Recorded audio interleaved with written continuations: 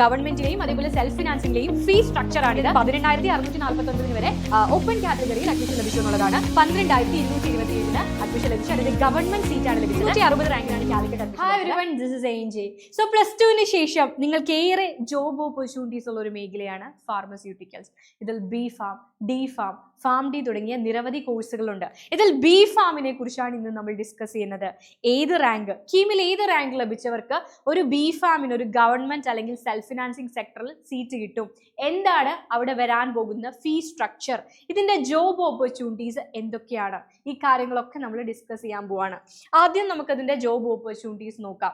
എന്തൊക്കെ കരിയറിലേക്കാണ് നിങ്ങൾക്ക് ബി ഫാമിലൂടെ എത്താൻ സാധിക്കുക? B farm bachelor of pharmacy ഒരു 4 ഇയർ ഡിഗ്രി പ്രോഗ്രാമാണ്. ഇത് കഴിഞ്ഞാൽ നിങ്ങൾക്ക് നിരവധി മേഖലകളുണ്ട്. എബ്രോഡിലും കേരളത്തിലുമൊക്കെ ഒരുപാട് അവസരങ്ങളാണുള്ളത്. ഇപ്പൊ നിങ്ങൾ ബി ഫാം പാസ്സായി ആ ഒരു കോഴ്സ് കംപ്ലീറ്റ് ചെയ്യുന്നതോടെ നിങ്ങൾക്കൊരു മെഡിക്കൽ ഷോപ്പ് സ്റ്റാർട്ട് ചെയ്യാനുള്ള ലൈസൻസ് കിട്ടും. ഓക്കെ, ദെൻ നിങ്ങൾക്കൊരു ഫാർമസിസ്റ്റ് ആയിട്ട് ക്ലിനിക്സിലോ മെഡിക്കൽ ഷോപ്പിലോ ഒക്കെ വർക്ക് ചെയ്യാനായിട്ട് സാധിക്കും. മെഡിക്കൽ റെപ്രസെൻറ്റേറ്റീവ് ആയിട്ട് വർക്ക് ചെയ്യാൻ സാധിക്കും. ക്വാളിറ്റി അഷ്വറൻസ് അല്ലെങ്കിൽ ക്വാളിറ്റി കൺട്രോൾ ഓഫീസർ ആയിട്ട് വർക്ക് ചെയ്യാൻ സാധിക്കും. മെഡിക്കൽ റൈറ്റർ എന്ന് പറയുന്ന പൊസിഷൻ ഉണ്ട്. ആൻഡ് ഇത് കൂടാതെ ഗവൺമെന്റ് സെക്ടറിൽ തന്നെ നിങ്ങൾക്ക് നിരവധി സാധ്യതകളാണ്. നിങ്ങൾക്കൊരു ഡ്രഗ് കൺട്രോൾ ഓഫീസർ ആയിട്ട്, ഡ്രഗ് കൺട്രോൾ ലാബ്സ് ഉണ്ട് ഗവൺമെന്റ് അണ്ടറിൽ വരുന്ന, ഈ ഡ്രഗ് കൺട്രോൾ ലാബ്സിൽ ഡ്രഗ് ഓഫീസറായിട്ടും ഒക്കെ നിങ്ങൾക്ക് വർക്ക് ചെയ്യാനായിട്ട് സാധിക്കും. യെസ്, ഇതൊക്കെയാണ് ബി ഫാമിന്റെ നിരവധി സാധ്യതകൾ. ആൻഡ് ഇനി നമ്മൾ ആർക്കൊക്കെയാണ് കഴിഞ്ഞ വർഷം ബി ഫാമിന് ഗവൺമെന്റ് സെക്ടറിലും സെൽഫ് ഫിനാൻസിങ് കോളേജിലും അഡ്മിഷൻ ലഭിച്ചതെന്ന് നോക്കാം. യെസ്, ആദ്യം ഗവൺമെന്റ് സെക്ടറിലാണ്. സെക്കൻഡ് അലോട്ട്മെന്റിലൂടെ 1471 college of pharmaceutical science government TD medical college ആലപ്പുഴയിൽ അഡ്മിഷൻ ലഭിച്ചത്. ഗവൺമെന്റ് സെക്ടറാണ്, ആലപ്പുഴയിലാണ്. 5 കോളേജുകളാണ് നിലവിൽ ഗവൺമെന്റ് സെക്ടറിലുള്ളത്. ഓക്കെ, അപ്പൊ ആലപ്പുഴയിൽ ഓപ്പൺ കാറ്റഗറി 1471, ഈഴവ കാറ്റഗറി 2111, മുസ്ലിം category 1554, LA 4467, BH 1642, SC 3309, economically weaker section 3502 കിട്ടിയത്. ഓക്കെ, അപ്പൊ നമ്മൾ ഗവൺമെന്റ് സെക്ടറിലുള്ള 5 കോളേജുകൾ നോക്കുകയാണെങ്കിൽ college of pharmaceutical science Pariyaram കണ്ണൂരുണ്ട്, college of pharmaceutical science Calicut ഉണ്ട്, college of pharmaceutical science medical college കോട്ടയത്തുണ്ട്, college of pharmaceutical science medical college Trivandrum. ഇത്രയാണ് ഗവൺമെന്റ് സെക്ടറിലുള്ള കോളേജുകൾ. അതിൽ ഓപ്പൺ കാറ്റഗറിയുടെ കട്ട് ഓഫ് നമ്മൾ നോക്കുകയാണെങ്കിൽ 1471 വരെ ഗവൺമെന്റ് സീറ്റ് ലഭിച്ചിട്ടുണ്ട്.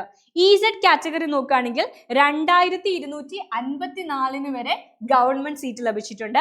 അതേപോലെ ഇത്രയുമാണ് ഗവൺമെന്റ് സെക്ടറിലുള്ള കോളേജുകൾ എന്ന് പറയുന്നത്. ആൻഡ് മുസ്ലിം കാറ്റഗറി നോക്കുകയാണെങ്കിൽ 1636, LA കാറ്റഗറിയിൽ 4787 ഗവൺമെന്റിൽ അഡ്മിഷൻ ലഭിച്ചു. BH ബാക്ക്വേർഡ് ഹിന്ദു കാറ്റഗറിയാണ്, 2117 വരെ അഡ്മിഷൻ ലഭിച്ചു. DV ധീവര കാറ്റഗറിയാണ്, ധീവരയിൽ 4029 വരെ കഴിഞ്ഞ വർഷം അഡ്മിഷൻ ലഭിച്ചു. അതെന്ന് പറയുന്നത് കോട്ടയത്താണ് കേട്ടോ അഡ്മിഷൻ ലഭിച്ചത്. VK കാറ്റഗറി വിശ്വകർമ്മയാണ്, 2294, BX ബാക്ക്വേർഡ് ക്രിസ്ത്യൻ കാറ്റഗറിയിൽ 2749 കിട്ടി. KN കാറ്റഗറിയിൽ കിട്ടിയത് 4575, KU category 6942, Kudumbi and related communities ആണ്.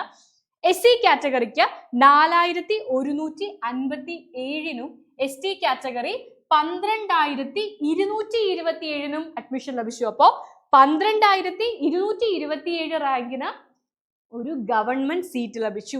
ഇക്കണോമിക്കലി വീക്കർ സെഷൻ നോക്കുകയാണെങ്കിൽ 4231 വരെ ഗവൺമെന്റ് സീറ്റ് ലഭിച്ചിട്ടുണ്ട് ബി ഫാമിന്. ഓക്കെ അല്ലേ? ഇതാണ് ഗവൺമെന്റ് കോളേജുകളുടെ കേസ്. ആൻഡ് ഇനി വരുന്നത് സെൽഫ് ഫിനാൻസിങ് സെക്ടറിലുള്ള കോളേജുകളാണ്. അപ്പോൾ ഓപ്പൺ കാറ്റഗറി നമ്മൾ നോക്കുകയാണെങ്കിൽ 13130 അൽ അസർ കോളേജിൽ, തൊടുപുഴ അൽ അസറിൽ അഡ്മിഷൻ ലഭിച്ചിട്ടുണ്ട്. 13130 മാത്രമല്ല, ആ ഒരു റേഞ്ചിലുള്ള പല ആളുകൾക്കും കിട്ടിയിട്ടുണ്ട്.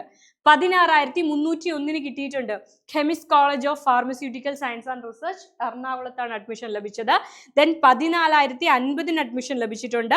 16314 21946 ഓപ്പൺ കാറ്റഗറിയിൽ തന്നെ ഒരു സെൽഫ് ഫിനാൻസിങ് കോളേജിൽ അഡ്മിഷൻ ലഭിച്ചു. എന്നാൽ ചില കോളേജിലൊക്കെ വളരെ ഉയർന്ന കട്ട് ഓഫ് വന്നിട്ടുണ്ട്.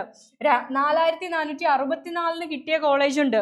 Devaki Amma memorial college of pharmacy മലപ്പുറത്താണ്. ഓക്കെ. ആൻഡ് EZ കാറ്റഗറി നോക്കുകയാണെങ്കിൽ 20,000-നും 15,000-നും 21,000 റാങ്കിനും ഒക്കെ അഡ്മിഷൻ ലഭിച്ചു. മുസ്ലിം കാറ്റഗറിയും അങ്ങനെ തന്നെയാണ്. ഒരു 17,000, 15,000, 18,000, 18,000 ആ ഒരു റേഞ്ചുകാർക്കൊക്കെ സെൽഫ് ഫിനാൻസിംഗിൽ അഡ്മിഷൻ ലഭിച്ചിട്ടുണ്ട്. LA കാറ്റഗറി നോക്കുകയാണെങ്കിൽ 21,521 LAയിൽ കിട്ടിയിട്ടുണ്ട്.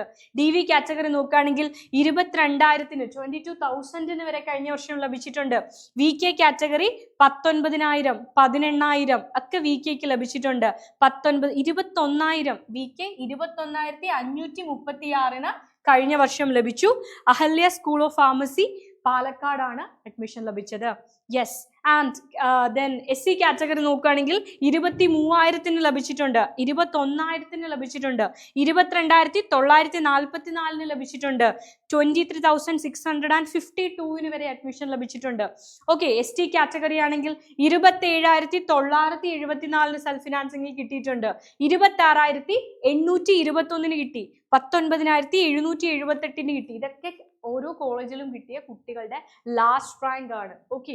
യെസ്. അപ്പൊ ഈ റാങ്കുകാർക്കൊക്കെ എനിക്കൊന്ന് സെൽഫ് ഫിനാൻസിംഗിൽ ഒരു 20,000 ഒക്കെ വന്നവർ വരെ വളരെ സേഫ് ആയിട്ട് അഡ്മിഷൻ ലഭിക്കുന്നുണ്ട്. ഓക്കെ അല്ലേ? യെസ്.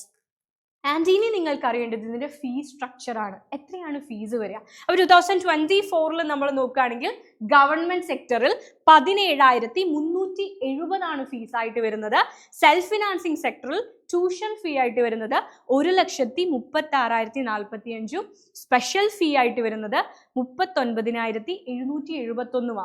ഈ സ്പെഷ്യൽ ഫീ എന്ന് പറയുന്നത് ഓരോ വർഷവും റെഡ്യൂസ് ചെയ്യപ്പെടും. അത് പല കോളേജിലും പലതായിരിക്കും സ്പെഷ്യൽ ഫീ ആയിട്ട് വരിക. ഇത് കൂടാതെ ഹോസ്റ്റൽ ഫീയും മെസ് ഫീയും മിസ്ലീനിയസ് ഫീസിനത്തിൽ കുറച്ച് എമൗണ്ടും കൂടി നിങ്ങൾക്ക് സ്പെൻഡ് ചെയ്യേണ്ടതായിട്ട് വരും. ഓക്കെ. അപ്പോൾ ഇത്രയും കാര്യങ്ങളാണ് B.Pharm-നെ കുറിച്ച് നമുക്ക് ഡിസ്കസ് ചെയ്യാനുള്ളത്. ഇനി ഒരുപാട് കാര്യങ്ങളുമായിട്ട് നമുക്ക് വീണ്ടും കാണാം. Stay tune. ബൈ.